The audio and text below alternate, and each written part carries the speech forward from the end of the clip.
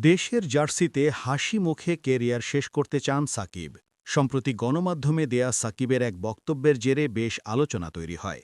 পরে অবশ্য নিজের অবস্থান পরিষ্কার করেছেন তিনি। সাকিব জানিয়েছেন বর্তমানে তার পুরো মনোযোগ শুধুই ক্রিকেটের দিকে। নিজের ফেসবুকে এক স্ট্যাটাসে তিনি লেখেন, কেরিয়ারের শেষ পর্যায়ে এসে লাল সবুজের জার্সি গায়ে দেশের হয়ে নিজের সর্বোচ্চটুকু উজাড় করে দিতে চান।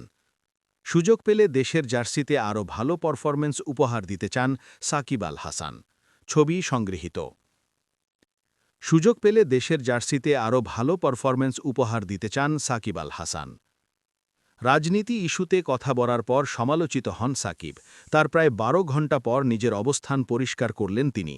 সোমবার ৬ এপ্রিল নিজের ভেরিফাইড ফেসবুকে এক পোস্টে দর্শকদের কাছে স্পষ্ট করেছেন নিজের বক্তব্য। ফেসবুকে সাকিব আল হাসান লেখেন, আসসালামু আলাইকুম সবাইকে। সম্প্রতি গণমাধ্যমে আমার একটি বক্তব্য বেশ আলোচনা তৈরি করেছে। আমি সবার কাছে বিষয়টি খুব স্পষ্টভাবে তুলে ধরতে চাই। এই মুহূর্তে আমার পুরো মনোযোগ শুধুই ক্রিকেটের দিকে। কেরিয়ারের এই শেষ পর্যায়ে এসে আমি বাংলাদেশ জাতীয় দলের হয়ে সর্বোচ্চ উজাড় করে খেলতে চাই এবং সুযোগ পেলে দেশকে কিছু দারুণ পারফরম্যান্স উপহার দিতে চাই।